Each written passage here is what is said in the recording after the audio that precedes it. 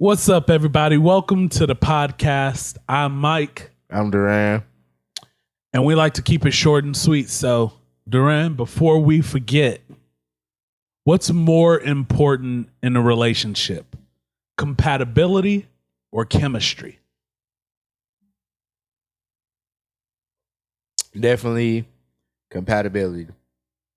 Now, why did I say that? Yeah. Because chemistry is something like a vibe or similar to a vibe. I can vibe with you, but that don't mean that we gonna be great friends or the relationship is gonna work.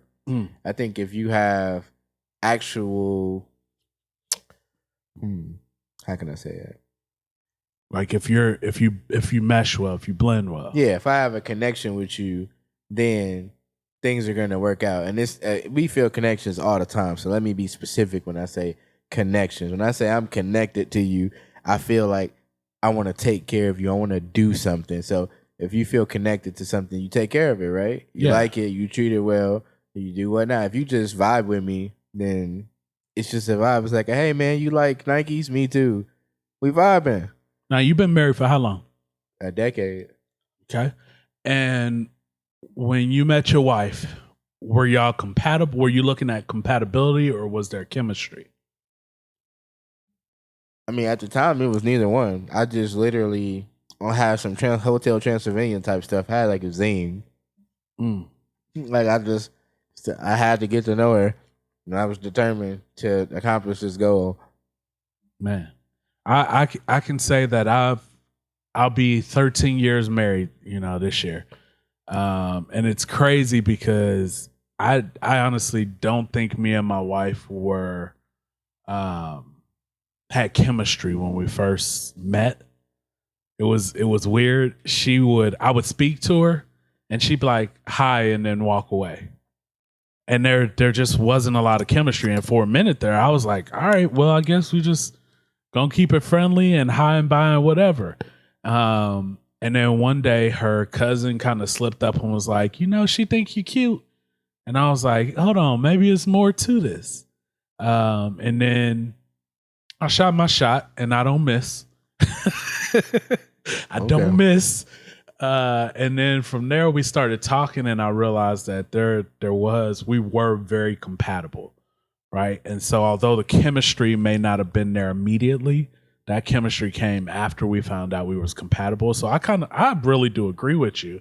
I think the compatibility is more there because you can have chemistry with a lot of people, right? You could be like, oh man, we work great together, or man, we get along so well, or we think so much alike, but you could not be compatible at all. And we see it in not just like real relationships between like husband and wife or whatever, boyfriend, girlfriend, or spouses or whatever, but we see it more so in like friendships and roommates. Like they say a lot of people don't survive moving in together because they're not compatible. Absolutely. So they may have had chemistry and been great friends all through high school or through college, but then they move in together afterwards and realize we ain't compatible and we can't, like, our friendship won't survive this. And I just think compatibility in the long run is what's going to make the relationship successful. And we're going to double down on compatibility. So I'm the fire to my wife's ice because I'm the complete opposite of her. So I don't do things the way she does. I don't think the way she thinks. So if we were just living by chemistry, technically we shouldn't be together. It wouldn't have worked because we are not having that chemistry, but we are compatible in a sense because I complete her by being the things that she is not. Now, it's not to say that she's not a phenomenal person. It's just saying that I am excelling in those fields that she is not, and she's excelling in the fields that I am not. So when you got both of us together, then you got a well-oiled machine. So that's clearly compatibility. It's not chemistry. Chemistry is a feeling. I feel like that's getting butterflies for somebody. They used to call it that when we was younger. Yeah. It's like, ooh. Man, you make us sound old. I think they are. still say they getting butterflies in their stomach. But yeah, I get it. Chemistry is more of a feeling and reaction compared to, I feel like compatibility is the truth, right? Because I think chemistry can fade when you're out of that honeymoon period. When you're in the honeymoon period, you overlook a lot of stuff because, man, I am so attracted to this person that it doesn't matter that they take their shoes off and leave them in the middle of the room, and I trip over them when I'm trying to walk. Or it doesn't matter that their views on money is different than mine because they spend, and I'm like, hey, I want to save for the future.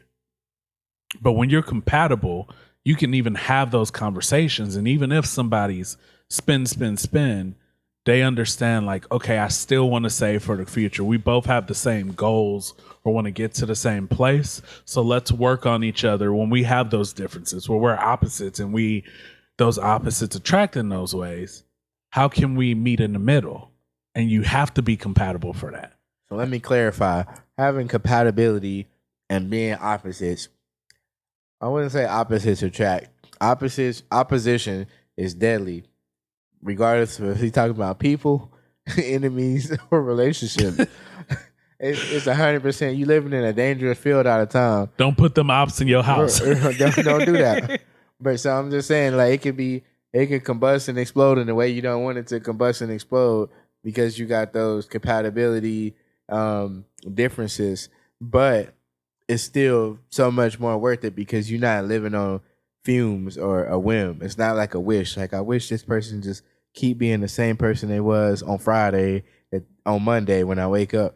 And it's like, it's not like that. Chemistry is more relative to friendships.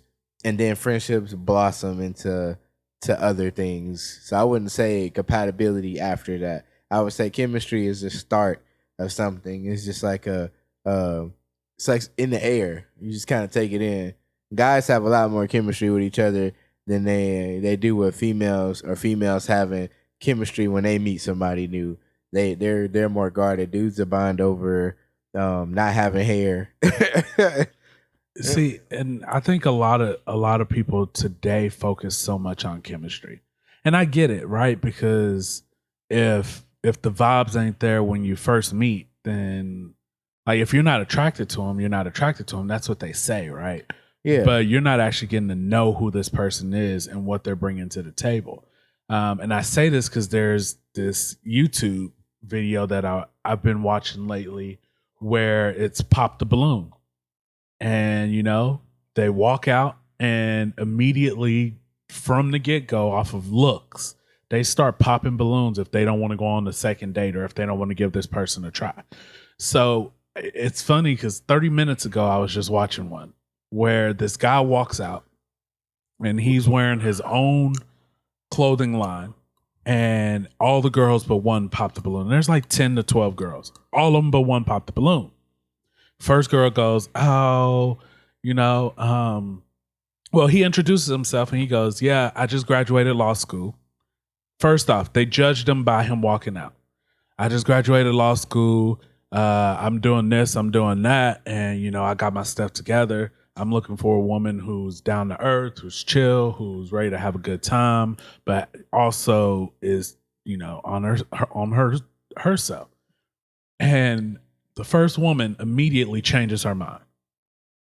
You never gave this man a chance because you didn't feel the chemistry when he was walking in. But now you're starting to see, as he explains what he's looking for and who he is, oh, we kind of compatible. No, I don't think that's compatibility. I think in goals, I think his goals of what he was saying was compatible with what she was looking for. I think that she was looking for a trophy boyfriend. I don't think so. Women do that. I think women and men do it, but I don't think she was in this situation because she changed her mind after they had a conversation. And they had maybe 3 or 4 minutes, but he asked her some questions.